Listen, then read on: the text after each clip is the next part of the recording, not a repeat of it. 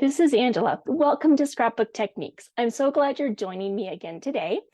Today I have a super quick technique video for you that goes along with our Scrappy Challenge number 2. And in this one, our technique challenge is to alter a button using either embossing powder, glitter, markers, etc. Well, glitter and markers are pretty easy, so I thought we would go through and talk about how to alter a button with embossing powder.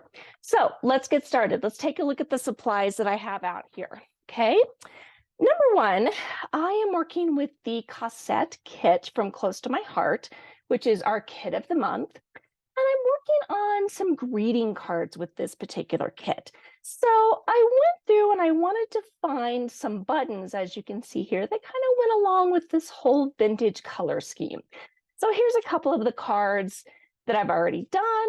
I'll have a separate process card video for this next one that I'm getting ready to do that will be using this altered button. So I have my embossing tray to help keep track of all of this mess. I have some reverse tweezers instead of my normal tweezers. This is about the only time I ever use reverse tweezers. I have a brush to help me clean out my tray. I have my spoon to help bring out my embossing powders. I have my buttons we're going to play with. I've got a mixture of kind of some wooden looking ones, pink, blue. We'll play with a variety of them today. You can see I've got my buckets over here if we need any more. Okay. I have my Versamark stamp pad. I have my re-inker, which I doubt that we'll need today, but I brought it out just in case. I have my dauber. That is for my Versamark ink right here. I also have my Close to My Heart embossing ink pens, and I am probably going to be using the medium one today. And always, always, always when I'm working with baby wipes, or excuse me, when I'm working with embossing powders, I always have baby wipes ready to go. So that's what you'll see in this little container right here, just to help clean up the mess. And I have a variety of embossing powders for us to play with. I have the bridal embossing tinsel, which as you can probably see is going to be very, very glittery. I also have the silver embossing tinsel. I have just a plain white. And I also have a couple of metal colors. I have Princess Gold, I have a copper, and then I also have this Distress in Walnut Stain that is supposed to give like a worn weather look. And so I thought we'd try that on one of these wooden buttons that are a little plain. They're cute, but they're a little plain. So I thought we'd try some of these techniques on there. The first technique that I'm going to do is I am going to use my embossing ink pen. I'm going to use the medium. And I am going to take this cute little kind of plain pink button here. This goes very well, as you can see with my colors, but I want to alter it just a little bit, okay? So the first thing I'm going to do is I'm going to put this in my reverse tweezers right through the holes. And this is how I'm going to hold on to this button through this entire process. It makes it so much easier. Now, my plan for this one is super simple. I just want to take this really cute little pink button, and I'm going to just draw, I'm just doing kind of some dots all over. And I know it'll be a little hard for you to see, but all that I want to do is I'm just wanting to create some white polka dots on this button. That's all. Nothing else. Okay? So again, embossing ink is a special ink. It stays wet for very, very long, as you can see. We do still need to move somewhat fast. I want my polka dots to be white. Okay? So I'm going to dip in, get a little bit of my powder over my tray, and I'm just going to kind of coat my button. Okay? I'm going to tap it off as best I can. There we go.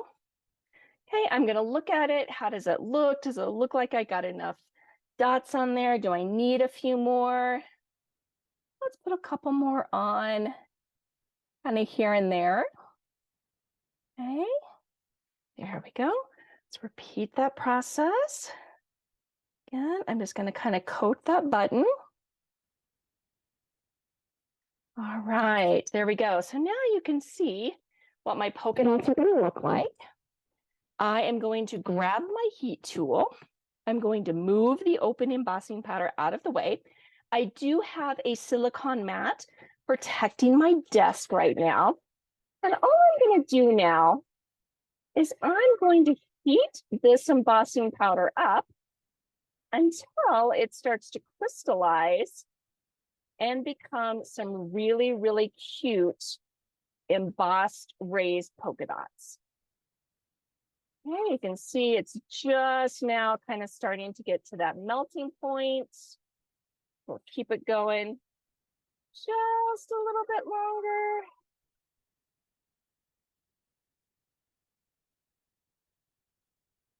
And again, not too long because we don't want it to burn, but there we go.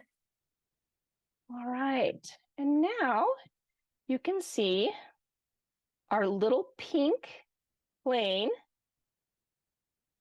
button now has some really cute little decorative polka dots on it. Okay, so that's one way of doing it. Now we're going to set that aside, let it dry. Let's clean up our mess. Okay, and this is where our little brush comes into play. So very gently tap and brush all of this excess white embossing powder right back into the bottle. All right. That looks pretty clean. And again, you'll never get there without the brush or without spilling. So this brush is dedicated just to embossing powders. There we go. Now let's try another one. Okay. This little guy is now perfectly dry. And you can see we have a cute little polka dot button now. Let's take this little wooden button. I said I really wanted to try this walnut stain. It's a distress embossing powder. I have not tried this one before. This is fairly new to me. And so we're going to try it. Now for this, I really want to cover my entire button. So I just inked up my sponge dauber. Okay. And I'm going to get the sides. I'm going to get all over the top and just make sure that I've got a nice shiny coat everywhere. That looks pretty good. Again, I'm going to take my little spoon. I'm going to go over this, making sure I get all the sides as well. So there's a side. Okay. Ooh, didn't make too much of a mess that time. All right. Now, it doesn't look too appealing right now, but let's see how it comes out. All right. Again, we're going to move our whole tray out of the way before we start to dry it. And use the noise of the dryer. But we're just going to kind of watch and wait and see when this embossing powder starts to take shape.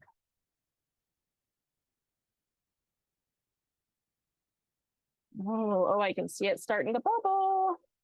There we go.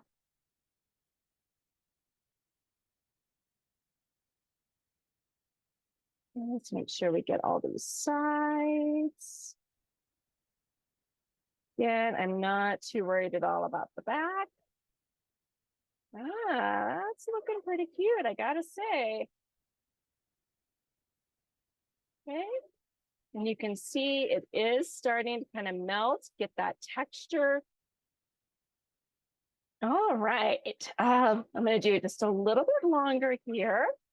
You can see we are starting to get a really cool effect on there. And again, I'm holding it with the tweezers. Excuse me, because it is very, very hot. All right, let's see what we've got here. Wow, that is super cute. Quite the change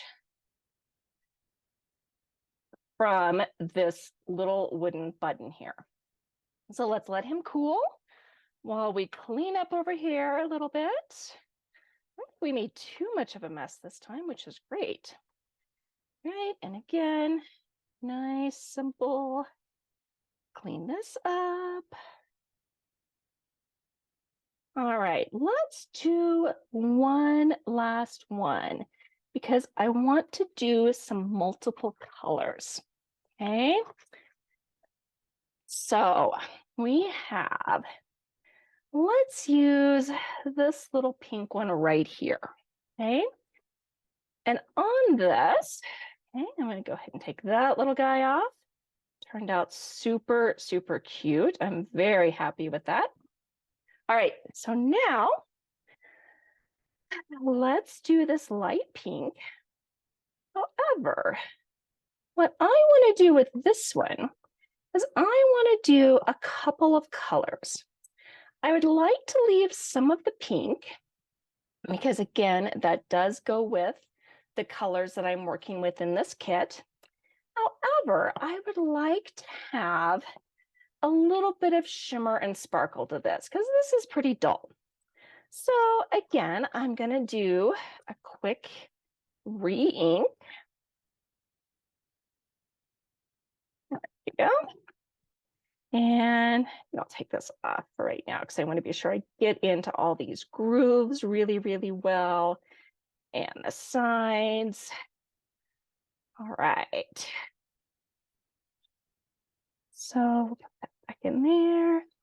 But again, we want to make sure we get these sides really, really good. And the whole front really well. There we go. So now the whole thing is covered in embossing powder. Or excuse me, embossing ink. So now what I'm going to do is I'm going to start with just a little bit of our sparkly bridal tinsel. Okay. And hopefully not make too much of a mess with that one. Okay. So we'll start there. I'm going to go ahead and cap him off. And then what I want to bring in next is our silver tinsel. And again, I'm going to do these at the exact same time.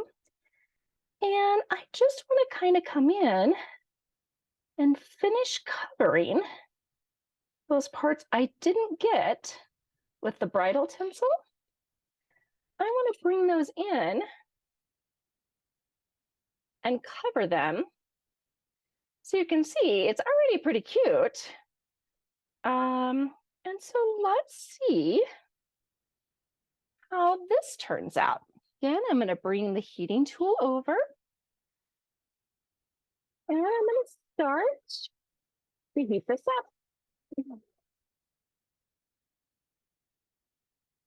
again, because I've used the clear, I know I want a lot of the original color to come through. But I just wanted it to have a little shimmer, a little sparkle. And I think we're going to absolutely get that here very, very quickly.